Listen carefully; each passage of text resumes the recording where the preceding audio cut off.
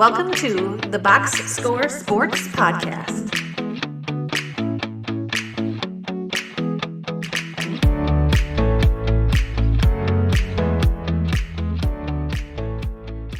Okay, let's talk about the Boston Celtics and their exit interview. If you're watching this on YouTube, go ahead and like and subscribe to the channel, but also leave a comment down below what your thoughts of their season was and what they should do this offseason. So let's get into their exit interview. Clint, they were the second seed in the Eastern Conference, which everybody was shocked they got that high, like I was. Most people were. They were 56-26 on the season. They were first. They lost to in the first round to the 76ers in 7 games. Their big thing that happened during the season was Tatum came back, which was just like a really cool thing to happen in the middle of the season off the injury that Tatum had. So that was kind of cool. Give me a couple of your pros for the Boston Celtics, positives of this season. Yeah, I think for the Celtics, it's like player development. Yeah, I have that down too. Yeah, Yep. yeah. Taking guys like Baylor Shireman, Jordan Walsh, Sam Hauser's been there for a little bit, but Hugo Gonzalez, even down to like Neemias Queta. Like you take these guys and you're like, maybe there's something there, and turn them into at least legit role players that you could count on, that you could use. And that's a big reason how they got to the second seed in the East. But being able to take kind of unheralded guys, undrafted guys, late drafted guys, and turn them into something is kind of like a cheat code that allows them to kind of play their system and get things going, where these guys come in, they play hard, they do their thing, and back to just keeps it going. Yeah, I even thought them making like Luka Garza like a regular season guy was really a positive thing for the Celtics, just to figure out how to make him last during the regular season. That was kind of good. So yeah, I had that down to Shireman, Hugo, Queta, and Walsh. I just thought they did a really good job with them. Brown season, like he was top 5 in MVP voting or whatever. I don't know if that officially came out, but he had a great season, probably his best season. He would say the most enjoyable seasons he ever had. So that's something. And then I also put as a pro Tatum's comeback. I just think even though I'm still a little nervous about that calf strain that he has or whatever, because when you have an injury, you put a ton of pressure on the other foot. If you come back too soon, it could end up hurting the other side. But it was a cool story of him coming back and kind of still looking a little like, at the very least, you could say he was like 80% of himself, which was pretty awesome. Yeah, anytime a guy can come back a little sooner than you think, and look, for the most part, after the first handful of games, close to what he was before, it's a positive sign.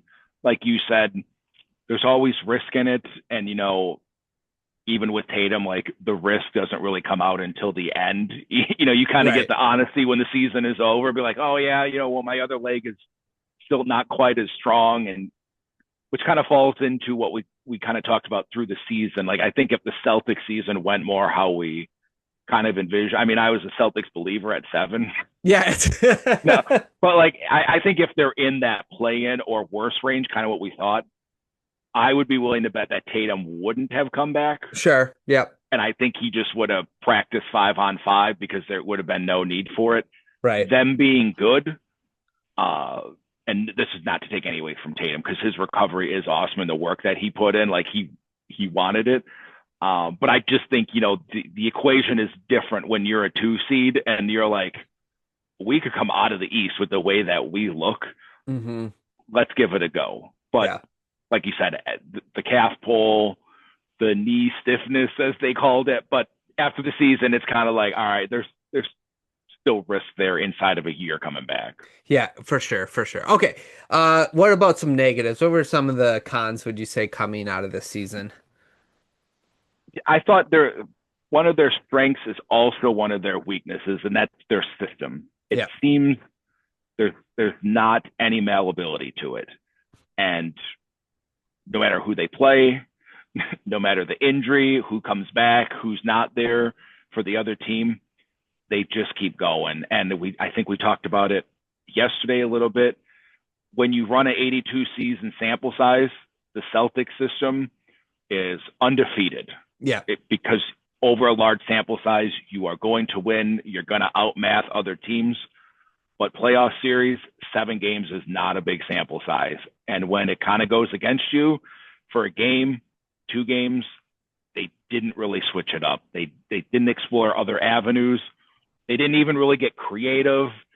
And it comes back to bite you when you're just going to be pretty much one way of playing and not adapting. Yeah, I agree with that. It was a good. I put the style of play as well down. Just you can't just rely on the 3-point shot. You just can't. You have to have something else, and they didn't have anything else. And it goes into another con that I had, which is Derek White's shooting numbers went really down this year, and it kind of really showed up in the playoffs. He had moments where his shot kind of came back, but then he had moments where it just wasn't there anymore. I think that was a big con for them as well, and led to kind of the system being part of the problem because shooting for some of these players are so year to year, week to week, month to month. So that'll happen, which goes into another con, which is the 3-1 collapse as the number 2 seed. That is a con as well.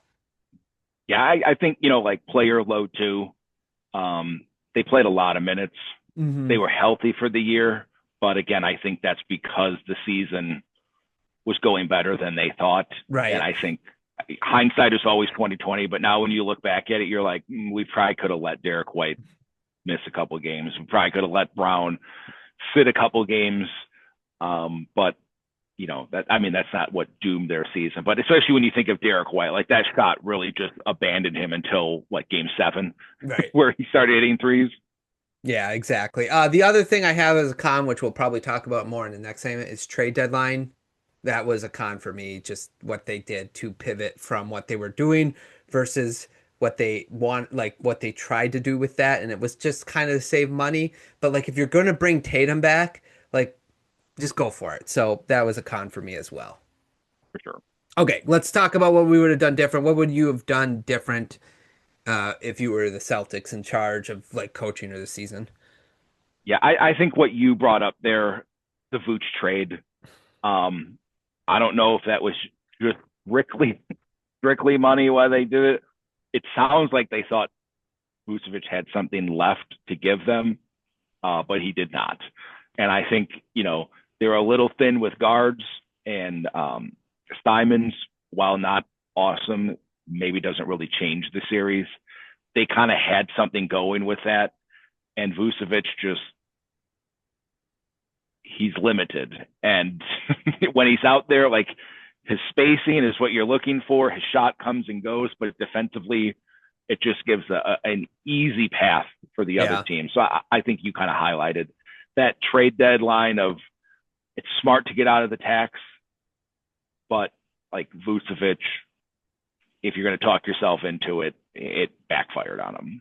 I agree. I think like if you were going to go after a center, like I don't know how nobody has gone after Paul Reed yet. Like he just comes off the bench and he'll put up 40. Yeah, I think he had a 40-point game one in the game this year. It's like he's just effort all the time. It's like, why wouldn't you have been like, hey, Detroit, you need a guard that can shoot the ball and handle at times. We got Simons, like how that wasn't a smarter trade, but to go for Vooch, which we always knew he had struggled defensively. He wasn't going to give you what you wanted defensively anyway. But I just thought, at the very least, if you think about the series and how many threes they put up, it's more than likely that Simons would have had a better shooting than some of the guys that were out there. So, I definitely would have done that different as well. Yeah, for sure. Okay. Anything else? No, it kind of went into it. Just like, the versatility with their big guys. They just kind of got railroaded into a way, which no fault of their own, but again, we went into this season thinking like maybe it's not going to be that good. And as it went, I think they were kind of on a path and they didn't really want to pivot from it. Yeah, I agree. Let's grade their season. Clint, what did you give them? How many stars out of 5? So I gave them 4 stars. Okay. I think from what we thought, even with what they thought, second seed in the East, it's above expectations. I mean, I was high on them by picking them as like a 7 seed. There was people that thought they were just going to maybe have a top 5 pick. And Tatum coming back, it didn't end pretty. but I still think they exceeded what we probably thought they were going to do. Yeah, I had him at 10, I think, right? So like I'm pretty sure I had him at 10. I could double check, but I was really surprised that you had them. I made fun of you. I have to go fourth though, because it definitely I would have went 4.5 or 5, especially if they got out of the first round. Like again, I'm not about how many rounds you go, it's who you lose to, and losing to the Sixers team in the way that they lost, being up 3-1, not finishing out, not going after Embiid much more, like, when he was on defense. I just think that was just not a great way to end your season. Live or dying by 3, going out there and putting up a weird starting lineup to start the game to see if you can get some sort of, I don't know, random guy to show up. I didn't think that was good either in game 7. So I went 4 stars, but yeah, they definitely exceeded everyone's expectations and mine included. Off season. Let's see. Tatum or Brown? Is that what we're coming down to here? Is that what it is? I still think they should keep it together, but let me get your thoughts. Tatum or Brown? Yeah. Is that what I mean, I think if you got to pick, I would keep Tatum. I think you're right. Like, I wouldn't separate it, but I think Jaylen Brown, I think Bill Simmons was just talking about the other night. Like, I think maybe this is his way of trying to, like, push in a direction that maybe he would like to try something else. But in today's NBA, those are two dudes that, like, that's what everyone is after. Two forwards that can kind of do just about everything. So you hate to break it up, but, money, ego get in the way of a lot of things when it comes to sports. And I think Jaylen Brown got a taste of the greatest season that he's ever had, even though he's won titles and finals MVP, that he may be kind of low-key done with it, but making it kind of known. Yeah. Yeah, I agree. I would keep them together, but it does seem like Brown, like even some of, like we were talking off air about some of his comments, like, you mentioned a couple, he complained about officiating. It's just like he's going on this like tirade. It's almost like he's like trying to force himself out a little bit, like, hey, can I go somewhere else? Now, I think we're both on the same page, though, that they should try to keep it together because that's what every team wants, is two forwards like that.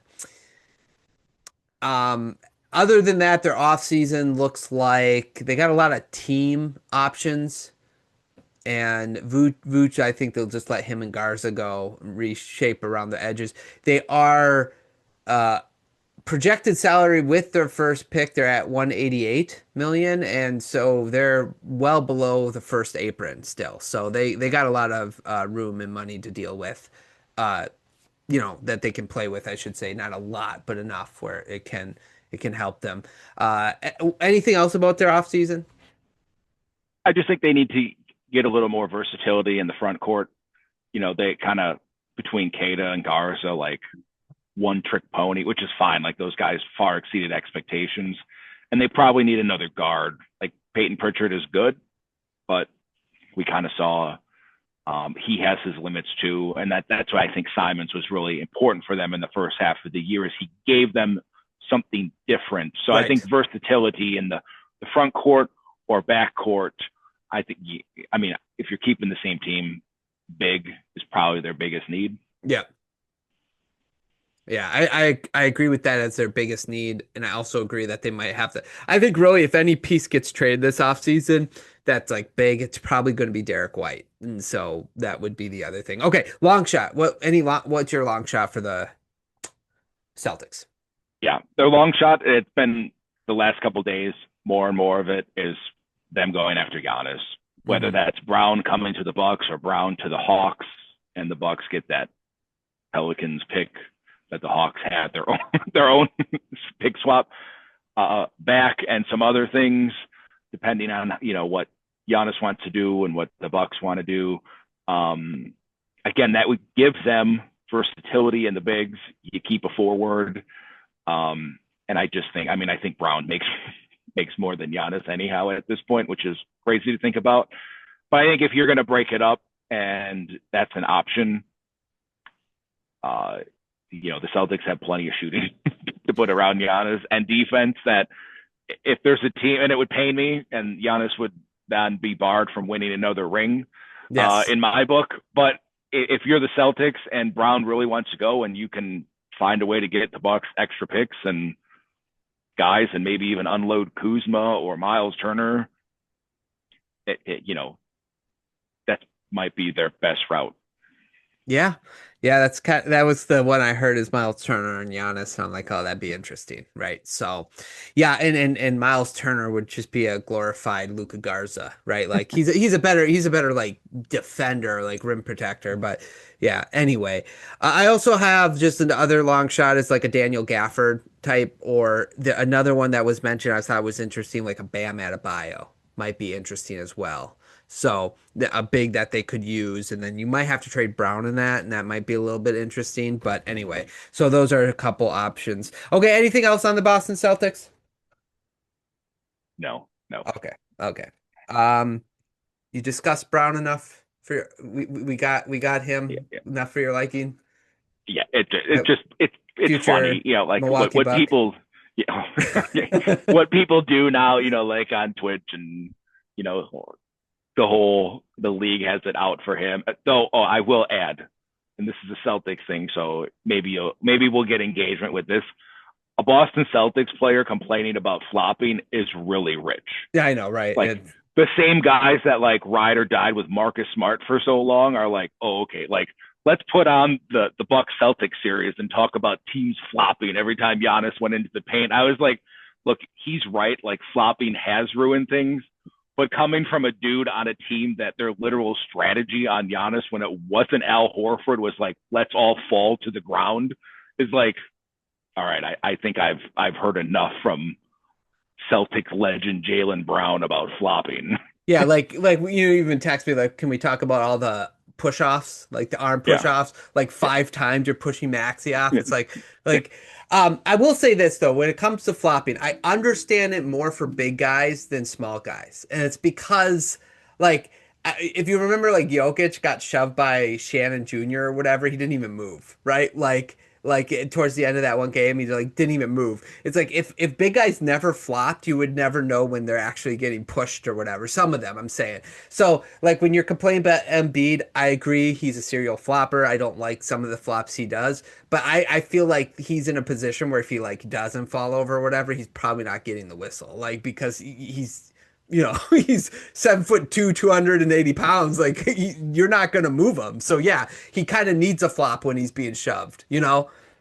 I think of like, if you go back and watch like prime Shaq, how many times like he would go up for a dunk and someone would like slap his arm and then he would dunk it. And you wouldn't get the call because it'd be like someone my size, like hammering his arm and like, who cares? Shaq is going up for a dunk. Yeah. I'm not stopping him. And you're like, okay, did the slap affect it? No, but it was across the forearms. It should be an and one. Right. And, Shaq would get frustrated. He was a good free throw shooter anyhow. But to your point, sometimes those big guys, if you don't kind of like fall or throw your arm out or whatever, you're just not going to get it.